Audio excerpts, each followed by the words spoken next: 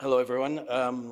Francisco Malta is my name. VM Industrials is the company we're representing today with the Aderco Group. What I'd like to share with you is a little bit about decarbonization that can take place today with your existing fuels and existing assets. I'm just going to take you through a bit of a journey, a little bit about the Australian market. It's quite impressive how many mines we have all throughout Australia. And the most impressive part is 10 companies operate 90% of the mining.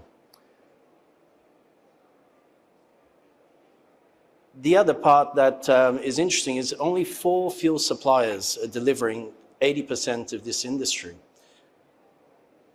But on the other hand, we've got over 1,000 transport companies going to every mine site on a regular basis. So we actually have one of the most sophisticated logistics in fuel globally. Thing to put into perspective is we understand and we know fuel very well. We actually work a lot in shipping. And what's interesting is we start to see that miners need to take a lot out of the shipping industry going forward. And what I'm trying to say here is, in shipping, these guys rely on fuels to get home. They can't take any risks. So what happens is you have experts on board, know fuel, understand fuel, and know how to handle it. What we find with mining is you have a commercial relationship with fuel. So miners are receiving fuel as a commodity on a regular basis. We're not really thinking about that fuel, its performance, and what it means and how much better it could be. We need to look back at a traditional supply chain to understand what's going on with fuel today. And back in the day, a BP, a Shell, an Exxon would be extracting their own crudes, having their own refineries, and very much in control of their supply chain. And, but unfortunately, over time, things have changed dramatically. And what we end up today is something like this, a very convoluted supply chain, which is to meet the requirements of low sulfur fuels. Now, with this, one of the issues that we find is a number of these refineries are taking shortcuts and not completing the job. So we end up with a fuel that's actually unstable from the moment it's put together.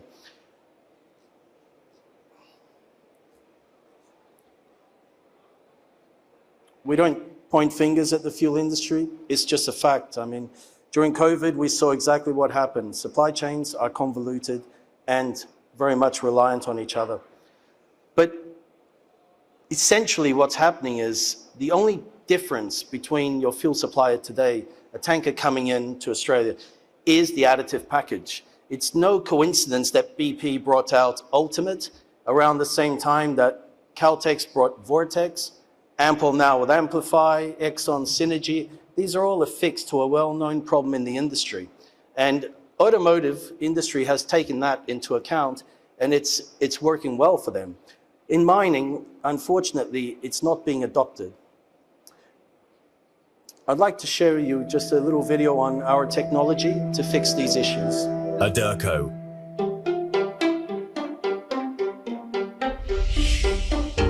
The mining industry is projected to have decades of continuous growth.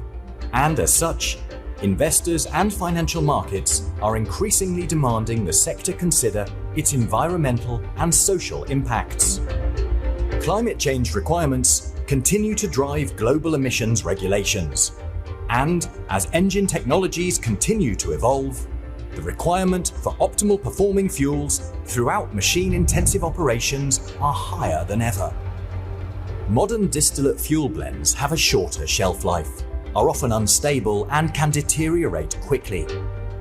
Without effective protection, fuel can become off-spec in a matter of days, due to issues such as oxidation, water, bacterial growth, or sludge, all of which can impair operations and productivity. Using a proven fuel conditioner will optimize fuel quality and improve combustion with minimal disruption. as well as reduce its overall carbon footprint. Aderco fuel treatments are derived from renewable resources and are 100% vegetal organic. Their powerful surfactant properties neutralize instabilities, homogenize fuel, clean and protect engine components found in trucks, dozers, power units, and more. Aderco technology has proven fuel savings and other operating costs. It protects from downtime-related fuel issues whilst maintaining equipment running at high performances for longer, simultaneously minimizing the impact of greenhouse gas emissions, including CO2, NOx, and particulate matters over time. Aderco technology is non-dangerous to natural water sources and surrounding environments, and contributes to the environmental objectives of the mining industry for generations to come. Aderco, fueling innovation for the next generations.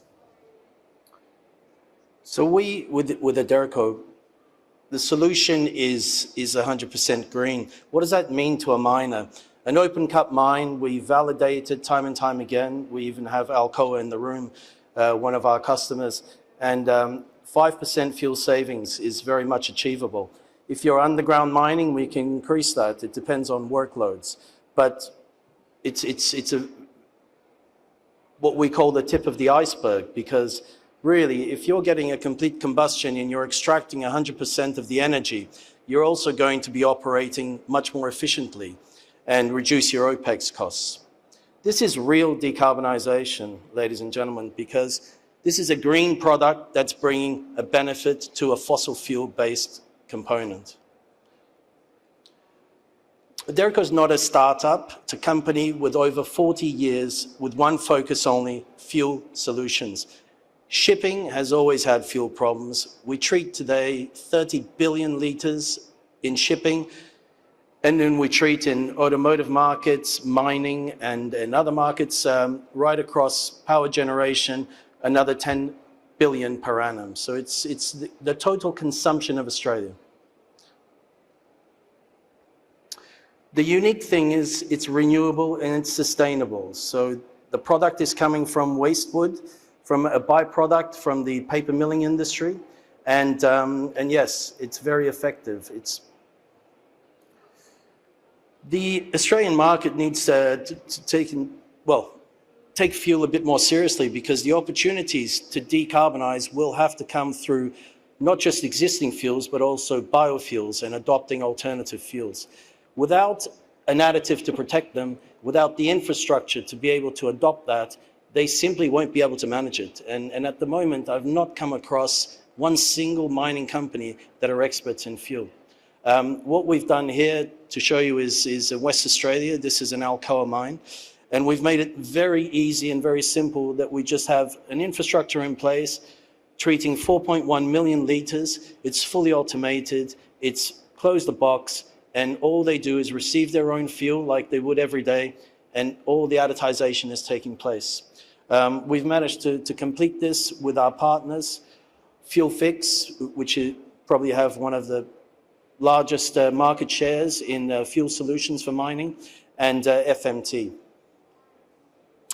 The solution is straightforward. SMSs get sent out when you reach a certain point, but you can audit day to day what's going on.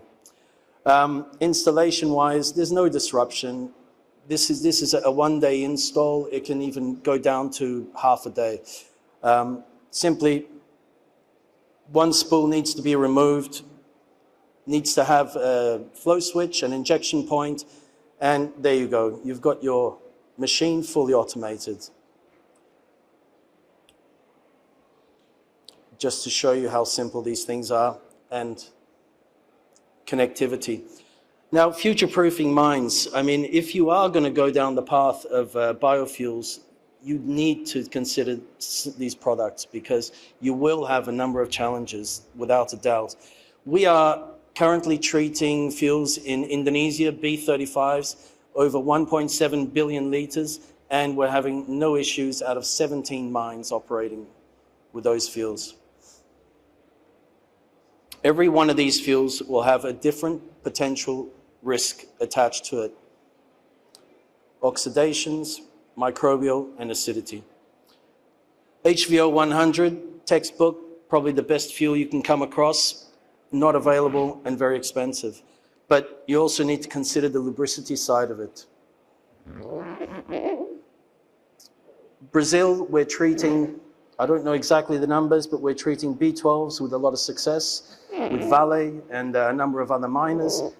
Indonesia, as I mentioned already, we're treating 17 mines with B35. These are countries that are going to go B15, B40, and EU is going to be a B14. Whereas Australia, we have the opposite. We've got a maximum of 5%, and we're reluctant to move to 7%, which is pretty astounding. If you actually crunch the numbers, we could reach 2050 objectives in a matter of years simply by going to a B20 minimum in this country. And it is achievable because we do it on a regular basis. So mining really needs to start taking some ownership over its fuel. We're there to help. We see the expertise is coming into the space, and we're getting quite a bit of traction these days. Just to show you, this is our second generation additive system, and that's actually being shipped out to Iluka in South Australia as we speak today. If you do want to pass by and have a look, we've got a model, and we're just around the corner here with U03. So thank you very much, everyone, for your time. Thanks.